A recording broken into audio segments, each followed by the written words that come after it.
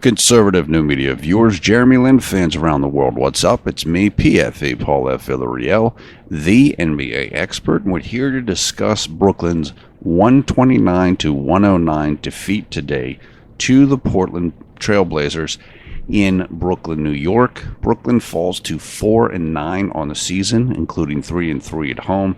Portland improves to 8-7 for the year. I also was not able to make a video about the last game, Oklahoma City game against the Nets, so we'll talk about that as well.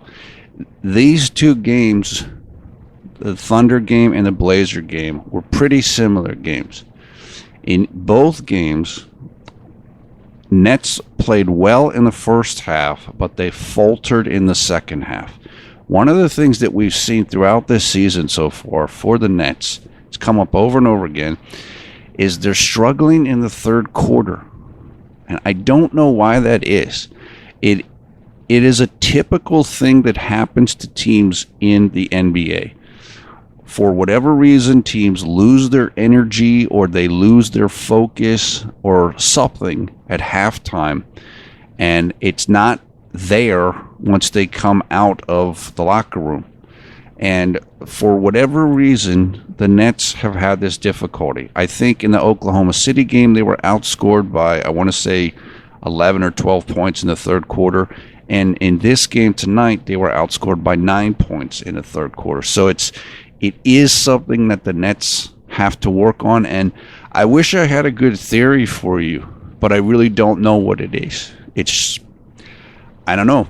It depends on the guys and the personalities involved. It could just be, again, just a letdown in energy, a letdown in focus. I'm not really sure what it is, but it has happened at different times this year, and it is something that the team is going to have to work on.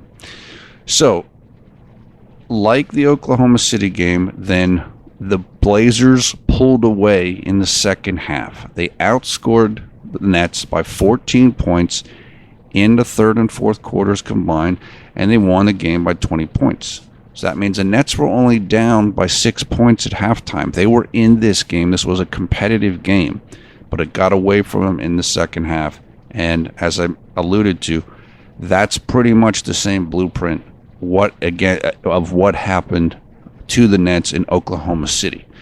Now, I will say this, and I've mentioned this before in videos. There is a truism or axiom in the NBA that goes something like this. The first game at home after an extended road trip is difficult. I think guys they're finally back at home. They want to rest. Maybe they get a little bit of the fatigue piles up. They're just kind of not with it in that first game back after going on a road trip. The Nets did just complete a 5-game road trip, and this is their first game at home. Maybe something like that happened to them in this game, although, as we said, it didn't really show up in the first half.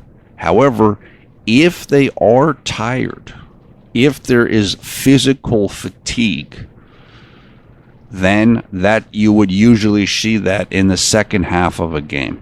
Maybe that did happen for the team tonight. I'm not really sure. But that is something that is said about the NBA and kind of around the NBA all the time. That theory about the first game back after you complete a long road trip. So those things being discussed, let's talk about the statistics of this game. The reason why the Nets lost this game from a statistical perspective is because Portland shot the ball too well, meaning that Brooklyn didn't play good enough defense. Portland shot 58% from the field, and they made 15 three-pointers at a clip of 42% from three-point range. Quite simply, Brooklyn wasn't getting out and challenging the shooters enough. They just weren't active enough, and Portland got on a roll, and they were just able to kind of keep on going, even though the Nets beat them in some statistical categories. They got more free throw attempts. They had fewer turnovers. They pretty much matched them in assists, but Portland outshot them and they also out-rebounded them. What I saw in this game, beyond the statistics, was I saw a team that's they're a little bit down on themselves. They're feeling a little bit sorry for themselves now that the losses are starting to mount up. The confidence is down. And when a team gets frustrated or is not going all out in effort, what you will often see is players settling for jump shots. They're just content to take a shot rather than working hard to drive to the basket or work through the offense and kind of make something happen. I personally felt that a lot of that took place tonight, even though the Nets did get 31 free throw attempts. That would speak to a team trying to attack and be aggressive. But I thought the team was they look a little bit scattered right now. And I can tell you for sure, and that the TV, the Yes Network TV announcers, Ryan Rucco, and Jim, I can't remember his last name, Spartanik, or I can't remember exactly. I'm sorry about that. They mentioned throughout the game how much the team is missing JLin. And this is the first game that I've seen where it appeared very clear to me that the team was missing JLin. Not only were they missing his ability to play and make baskets and drive to the rim and set other people up, they were missing his leadership. The team, like I said, it seemed too loosey-goosey, too unfocused, and once things started to get away from them, just too willing to settle for shots that weren't that good. And so I definitely think that they missed Jeremy badly today. Now, speaking of JLin, what do we know about him? Honestly, we really don't know much. I put on Twitter yesterday that Jeremy was reevaluated this past Thursday. So he was going to be reevaluated in 2 weeks after he hurt his hamstring. He was reevaluated, but there is no official word on when he's expected to come back. That is, there's no timetable. It was also reported by the New York Post that Jeremy on Friday before the Thunder game, I believe, Jeremy was running and shooting. So apparently the leg is healing. They just don't seem to have a particular date in mind in terms of when Jeremy might come back. Some people were speculating that it could be Wednesday's upcoming game against the Boston Celtics. So there's a couple days of rest, 2 days of rest between now and Wednesday. Maybe that'll give them enough time.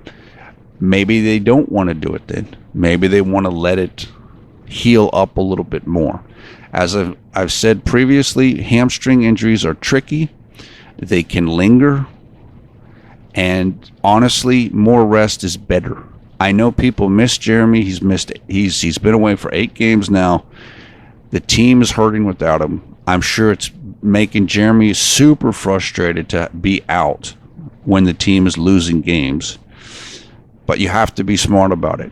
You can't just sacrifice everything and bring him back too quick. So the Nets have a very health and player management conscious approach. They are probably going to be more towards more rest rather than less rest. And as much as I wish Jeremy were playing right now, I think that's the proper way to look at this and to go towards when Jeremy is going to return. If it needs to be a little bit more time, that's what you should do. As I've said before, Jeremy's never injured his hamstring ever in all the time that he's played basketball competitively. I would imagine including in high school. He's never had a problem. You don't want any more problems. It's just a fluke injury that came up. Injuries can happen, but rest him up, heal him up. Look, we want this team to do as well as they can. We want the team to compete for a playoff spot. Still, this is not a make or break season for the Nets. This is not title or bust. You don't have to push it to the limit. You don't have to redline it. So, just have to take a step back, let Jeremy completely heal. And remember, when he comes back, it's going to take him a couple weeks to get back up to full speed. We're not going to see the real JLin for a couple weeks. That would be my guess. They're going to play him fewer minutes. They're going to work him back in the same way that they've done with Randy Foye. And that's just the way it is. It's a shame Jeremy has gotten hurt very little the last several years. And it happens. And that's what it is. The good news about it is that the younger guys are getting a chance to play. Isaiah Whitehead started in today's game. Of course, with the waiving of Gravis Vasquez, we were able to bring back Yogi Ferrell. He's getting some experience. Sean Kilpatrick's playing more point guard and just getting more playing time overall than he might not otherwise. So this can help down the line. It's just on days like today and days like the last game, things don't look so sunny and hopeful. They look like, oh, man. And for JLin fans, kind of like we've been down this road before. We know how bad the Lakers were when Jeremy was there. Jeremy's missed time before, wasn't played in different situations, and so forth. But I just hang in there. It is going to get better. This team, I think they're just kind of hitting a natural wall. And with a young group and a group that has a lot of cast-offs and a rookie coach, and there have been injuries, including to Gravis, who they expected to be their backup. You just have a bunch of guys who have never really done it before, and they've got to figure it out right now. They're not used to playing with one another, and now they're having to deal with some adversity. And, the NBA is pretty cruel. Other teams will put it on you. If you're not totally together and focused and ready, they'll smack you down. And that's pretty much what happened in the second halves of the last two games. And I will say this about the Blazers, as well as the Thunder. Both of the teams, the Thunder and the Blazers, they're explosive teams. Oklahoma City's explosive because they have Westbrook and they've got some young, tall, big, strong players. They can just muscle you and kind of wear you down. And the relatively athletic is OKC, even losing Durant. They're at home and they get on a roll, and just pretty soon it's a steamroller. Portland came into this game 7-7. They're better than that. Portland is a team, they're one of the few teams in the NBA, at least last year, that could survive in a run and shoot or a shootout game against the Golden State Warriors. So Portland has a lot of offensive firepower, which is what we saw today. Their backcourt of Lillard and McCollum is fantastic. They can drill threes, and they can make you look bad, which is kind of what happened today. But even though I wouldn't say Portland's a top-tier team in the NBA, they're not too far below that. And when they're good, they're really good. And that's what we saw today. So you can't get too down about these last couple games. Now, it's tough. The team has lost 4 games in a row. I think the 2 games before this, which was the Lakers, and I can't remember the game before that, those were closer losses. Maybe felt a little bit better about them, but these type of games will happen. This isn't like the Chicago game, though, or the Clippers game, where it's just blowout from the beginning. These are just games where things got away in the second half, and then it ends up looking really bad, but it wasn't that bad throughout the game. The Nets showed up for the first half of the OKC game and the game tonight. And here's where we're at. So the team's got to kind of dig in, drill down, get back to practice. I know that Coach Atkinson felt that there was some slippage on the defensive side of the ball during the road trip, and that again showed up today. So they just need a couple days to kind of work through it, recommit, and kind of come back together a little bit. I'm sure Jeremy's working behind the scenes, talking to guys. Of course, he was on the bench today, once again, with the clipboard, charting plays. And hopefully he'll be able to return soon so that he can kind of show guys and lead them on the court rather than from the bench. I do think that will be coming relatively soon. Although, like I said, there is no official timetable and there is no official word on the exact date of that. But my guess is that it'll be happening in the relatively near future. That's really about it. Look, it's tough. I mean, this is tough. But Jeremy, he knew this coming into this team. He knew this was a rebuilding project. He knew that there were going to be days like this. On any team, you're going to have days like this. But on this team, there's going to be maybe a few more of them than you might experience on some other teams. Brook is still playing well. Brook has found his groove, which is really good. He's really has become a pretty decent three-point shooter, which I would not have believed that coming into this season. But he was on the season coming into tonight's game, I want to say it was like 34% or something, which is pretty solid. That's pretty good. And tonight he hit 2 of 4 from 3. Great. Good energy from Trevor Booker tonight. Boyan's been solid this year. I like what I've seen so far from Isaiah Whitehead, even though, again, he's a rookie being kind of thrust into a spot that he did not expect to be in.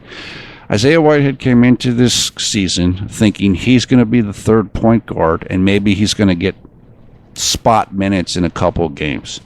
Now he's starting. I mean, that's a pretty difficult position to put a young player into, but it can help him. But in the short term, it's going to be a struggle. Justin Hamilton had a nice performance today. Joe Harris was solid. Anthony Bennett, I liked the way he looked in this game. He only played 6 minutes, but he had 5 points and 4 rebounds. He's definitely making a case to get more minutes. But I mean that's pretty much what took place today. It is kind of a letdown. I know people are bummed out, but I would just tell you, just again, hang around, stick around, and we'll be here with you to kind of get through the challenging times together. All right, let's talk about the next game. That next game, as I mentioned earlier, will take place on Wednesday, November 23rd. It will be at 7:30 p.m. in Brooklyn, New York City, and it will be against the Boston Celtics. Boston is about a 500 team right now, which is what Portland was coming in, meaning same number of wins, same number of losses. However, like Portland, they're better than that. They're better than their records suggest. And Boston just got back 2 players from injury, which are Al Horford and Jay Crowder. That's going to be a difficult game because Boston has, let me put it this way. I remember a writer before the season picking Boston to beat Cleveland in the Eastern Conference Finals. Boston's a serious team with real aspirations this year. And so because they struggled to open the season, now they're going to try to make up for that and try to go on a winning streak. And they're looking at Brooklyn and saying, that's an easy win for us. That's going to be a challenging game. Again, no word on Jeremy, whether Jeremy's going to be back. Because they haven't said anything, my guess is he's not coming back for that game, but I have no idea. It's going to be tough. Hopefully the team can kind of focus and make a stand in that game and really try to pull out a win, because even though Boston's healthier now with some guys coming back, they're going to be out of rhythm. I don't think they've played a lot. They've played maybe 1 or 2 games with those guys returning, so maybe you can catch them off guard. Boston is deep. They're an excellent defensive team. They are coached very well, and so it's going to be tough. It's going to be tough. You can catch that game on Yes Network or on NBA League Pass as long as you don't live in the city of New York or the city of Boston, Massachusetts, or within a certain radius of those 2 cities. Looking forward to it. I'm hoping we get more updates on Jeremy in the time to come. I have not heard any post-game remarks yet from Coach Atkinson, so for all I know, they talked to him about Jeremy. Maybe he said something, but I haven't heard anything yet. But just stay tuned to our Twitter, and which you can see there on the screen. And if I hear anything, I'll be sure to send it out. Okay, that's about it. Hope you're having a great night or great day wherever you are around the world when you watch this video. Take care. We'll talk to you again soon. As I said, hang in there. These are the tough days. We've been through this before. If you're a JLin fan, we've been through much more difficult than issues than this before. It is frustrating. I'm frustrated too. I know people are. Felt like finally Jeremy has his own team and everything's set up, and now he's hurt. Well, it happens. Let's just get beyond it. Hopefully Jeremy will be back on the court soon. And what's good for him is I know he's studying the plays that Nets are running on offense. And maybe he'll be kind of even more like have the scheme and have the kind of concept of what he wants to do even better formulated in his mind when he comes back. So it's going to take him time to get his body up to speed, but his mind, like thinking about like a computer, might be even further updated and upgraded in terms of playing with this particular set of guys when he comes back. That is something that you can do. As a basketball player, you can improve from a mental aspect even when you are not out on the court. So I can't wait. I can't wait till he comes back, and I just hope the team can kind of hang in there a little bit more until he's able to do that. Okay, talk to you again soon. We expect we'll be making a video again on Wednesday, and in between now and then, if we hear anything pertinent to the team or for Jeremy specifically, just keep watch on our Twitter. Till then, see